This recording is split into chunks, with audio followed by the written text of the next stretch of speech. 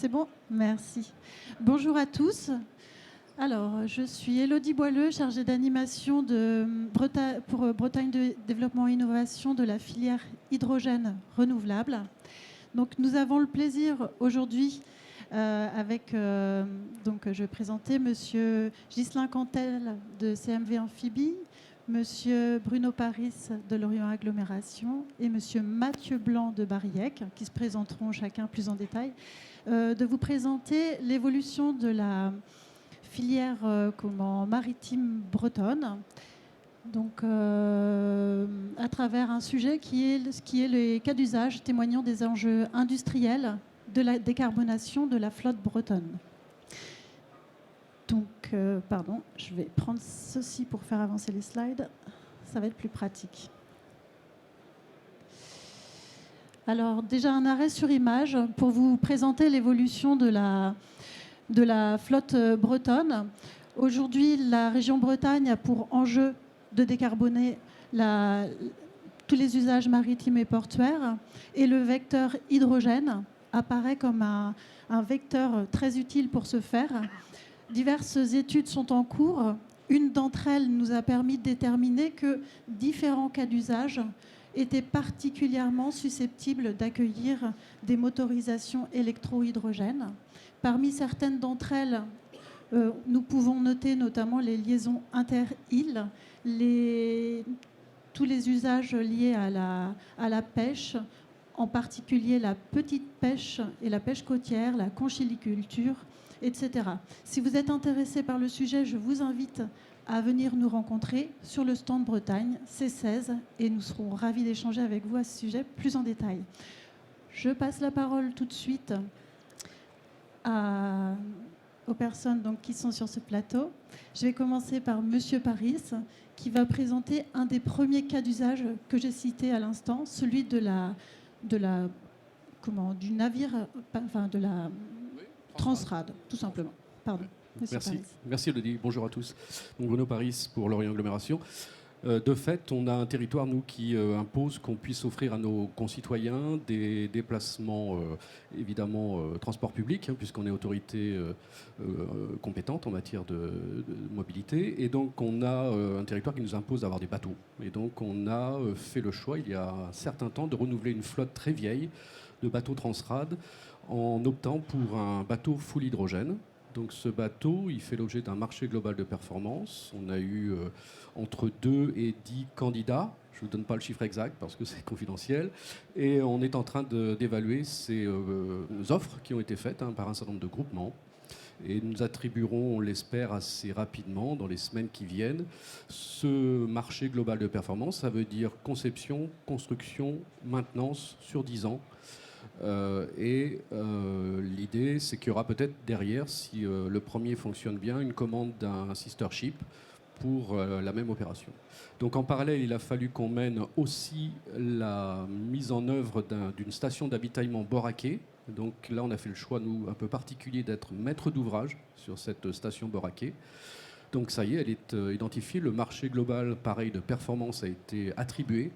Donc maintenant, on peut révéler, c'est Engie, Morbihan Energy, donc la filiale Aigo, et Life, en fournisseur d'hydrogène, qui sont les titulaires de ce marché global de performance.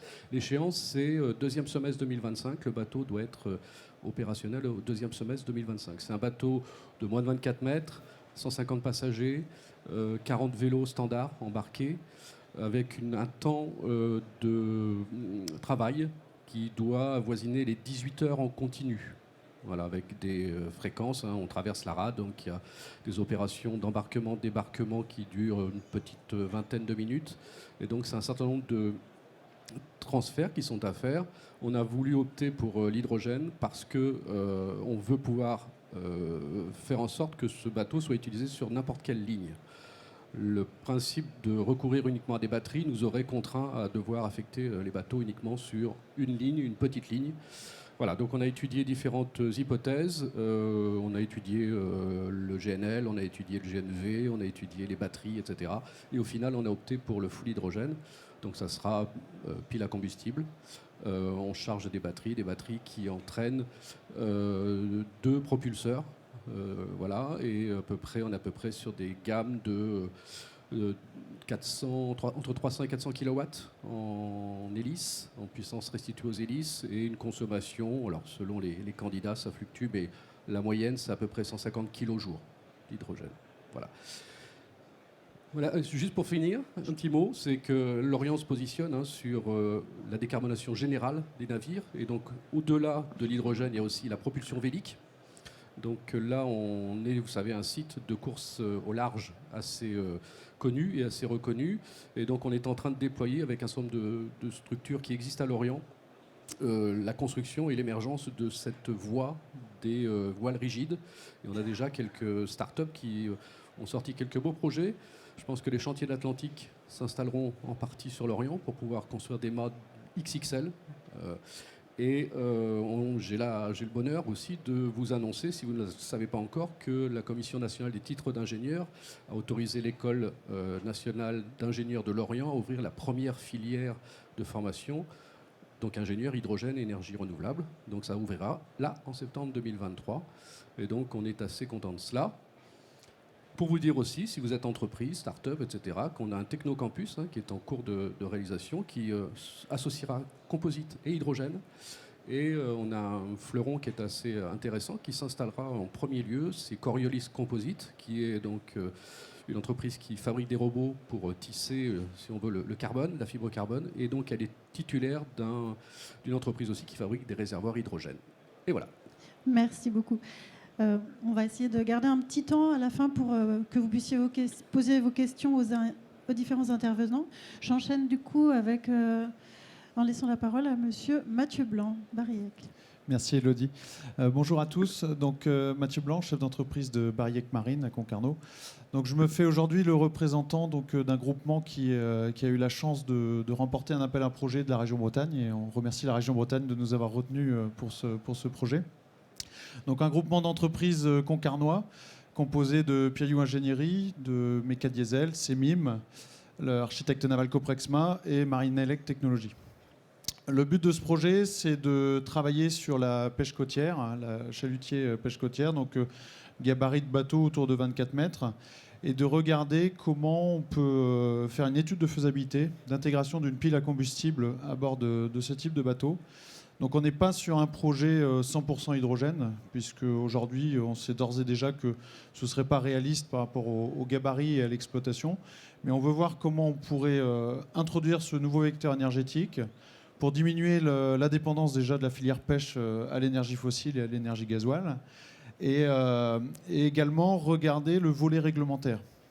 L'objectif est quand même que ce bateau, qui est un bateau de travail, puisse continuer à mener son exploitation, aller sur sa zone de pêche, ne pas réduire son temps en mer et ne pas réduire sa capacité de cargaison. Parce que un bateau de pêche, par définition, il est là pour pêcher, il est là pour ramener du poisson à terre, et il n'est pas là pour transporter ou consommer de l'hydrogène.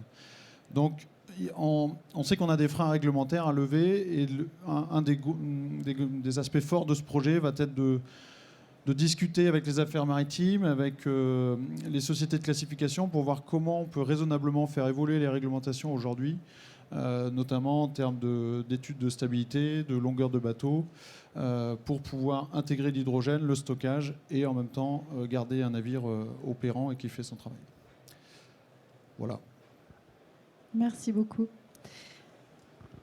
Eh bien, écoutez, nous allons enchaîner avec un dernier cas d'usage. Donc, ce sont les barges mytilicoles amphibies. Expliquez-nous. Oui, alors donc, je suis Ghislain Gartel.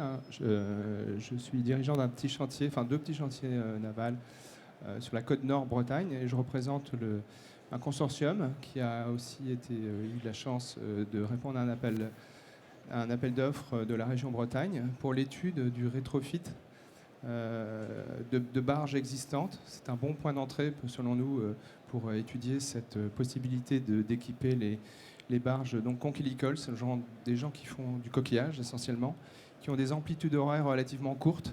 Donc c'est un bon, contrairement à la pêche qui est un petit peu plus compliquée, la pêche hauturière ou la pêche côtière. On a, nous, des bateaux qui travaillent environ entre 6 et 8 heures par jour. Donc ça nous donne une contrainte en termes d'autonomie qui est plus faible, et c'est un bon point d'entrée pour travailler.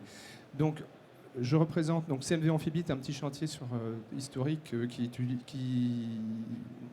existe depuis les années 80, qui a développé une spécialité qui est les barges amphibies, donc qui roulent dans la baie du Mont-Saint-Michel, baie de Saint-Brieuc aussi, jusqu'à la baie de Saint-Brieuc. C'est essentiellement en Côte-Nord-Bretagne, du fait des amplitudes de marée. Donc dans le consortium, on a Alcatorda, qui est un bureau d'études particulièrement connu sur l'hydrogène, que tout le monde connaît en Bretagne et ailleurs, puisque Olivier Tikos travaille sur ce sujet quand même depuis les années 2000 et voit émerger l'hydrogène aujourd'hui. Et voilà. Armor Hydrogène, donc, qui est la CCI de Saint-Brieuc, qui a été très très moteur dans ce projet et grâce à qui nous a tous embarqués.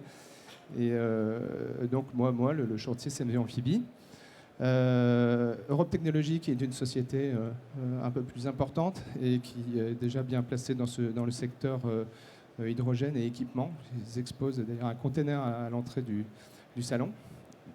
Ensuite, architecte Pierre de Lyon, qui est aussi un petit peu connu dans les navires de ce type-là, navires de travail et navires aquacoles.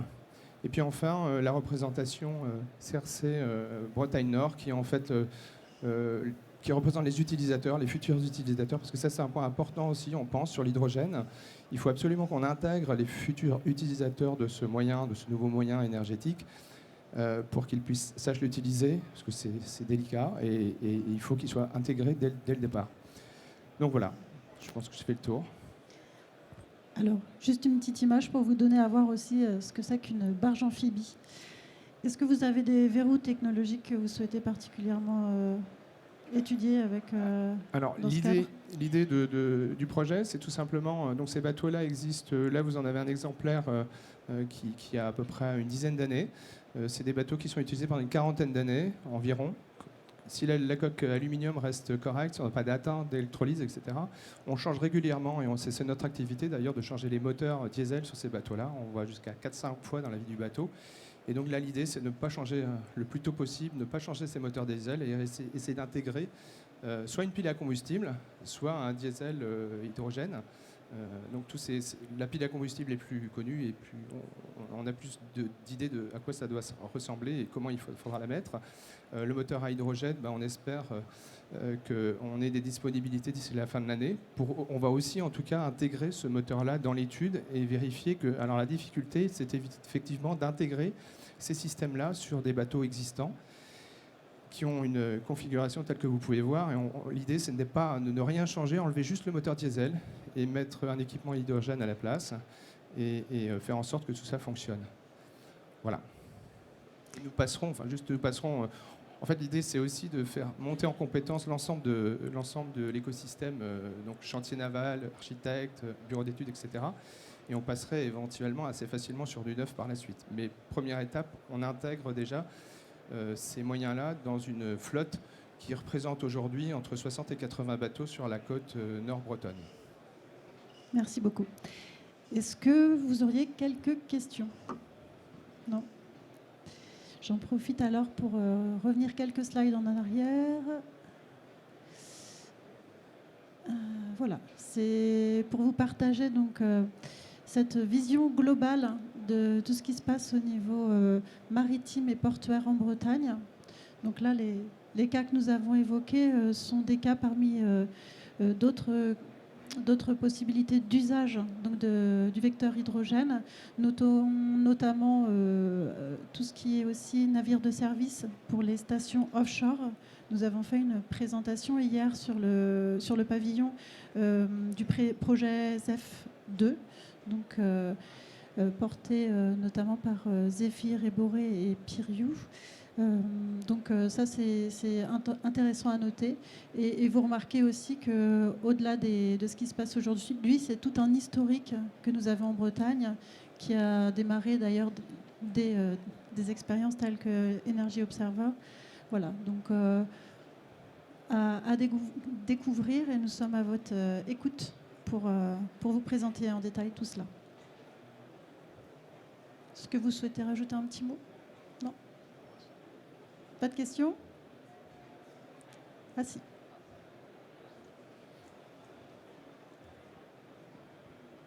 Bonjour, Gwendal Méance, ADEME. Je me posais la question sur les usagers, donc c'est-à-dire les pêcheurs. Quelle réception ils ont de cette nouvelle technologie? Comment ils voient les choses? Est-ce que ça, pour eux, c'est quelque chose de bloquant? Ils sont plutôt ouverts? Comment ça se passe avec ces usagers? Alors nous, nous avons la chance de... Donc notre étude va être basée sur l'étude d'un bateau existant et notamment d'un armateur qui est avec nous, qui est évidemment adhérent à un des syndicats de CRC que vous avez vu tout à l'heure. Donc je pense qu'il faut compter sur ces personnes-là qui sont plutôt moteurs, qui se disent qu'on ne peut pas continuer, évidemment, enfin on est tous persuadés de ça ici, sur le diesel. Et simplement, on est conscient aussi que beaucoup d'usagers ont, je dirais pas une crainte, mais regardent ça d'assez loin pour l'instant, puisque ce qu'ils ont entre les mains, c'est finalement ce qui leur sert à gérer leur quotidien tous les jours et faire leur chiffre d'affaires, et ça leur va bien. Simplement, je pense qu'ils sont attentifs et on se sert justement des leaders, les gens qui ont vraiment envie d'avancer, qui ont à peu près la même idée que nous sur les idées de décarbonation. Il y en a un certain nombre dans cette profession-là, puisqu'ils sont en lien avec la nature. Hein. Ils sont d'ailleurs impactés par le changement climatique eux aussi. Et donc voilà, le ressenti, on ne ressent pas de crainte.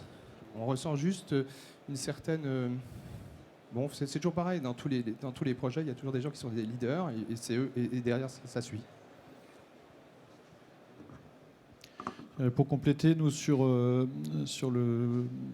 chalutier, on a la même chance comme CMV d'avoir identifié un armateur à embarquer avec nous dans le projet, donc qui n'est pas rentré dans le groupement d'entreprises, mais qui d'ores et déjà est prêt à mettre à disposition son bateau pour un rétrofit, dans l'idée où cette étude de faisabilité serait positive, concluante. Il serait prêt à envisager effectivement de convertir son bateau. Et la question est bonne, vous avez raison, il faut vraiment qu'on embarque les exploitants, les usagers avec nous, parce que on leur parle d'hydrogène, on leur parle d'autres vecteurs énergétiques, mais finalement ils ne savent pas bien de quoi on leur parle. Et on a besoin de faire de la pédagogie, de les embarquer avec nous. Ceux qui sont le plus moteurs, effectivement, les identifier, parce que c'est eux aussi qui vont nous aider à prêcher la bonne parole. Mais on va les accompagner sur l'exploitation, on va les accompagner sur la technique, sur l'entretien. Et ils savent se servir de leur moteur diesel aujourd'hui. Demain, ils sauront se servir de leur moteur à combustion hydrogène ou de leur pile à combustible. On va leur apprendre. Et puis, on va former des nouveaux jeunes à l'usage. Tout à fait. Donc à Lorient, un port de pêche bien connu. Les pêcheurs évoluent. C'est vrai que lorsqu'on commençait à chercher du foncier pour installer notre station hydrogène boraqué, les pêcheurs nous avaient dit non, mais surtout pas sur le port de pêche. On a autre chose à faire qu'avec une station en hydrogène. Et récemment, un des acteurs bien connus du port de pêche est revenu me voir en me disant mais dis donc, ta station, vous avez décidé de la mettre où? Parce que finalement, sur le port de pêche, ça serait peut-être pas idiot. Voilà. Donc il y a une évolution des mentalités et il y a un vrai besoin au niveau de nos pêcheurs de trouver des solutions qui permettent d'avoir une pêche beaucoup plus soutenable, beaucoup plus respectueuse. Et je pense qu'ils sont très moteurs dans leur ensemble. Voilà, ils le veulent.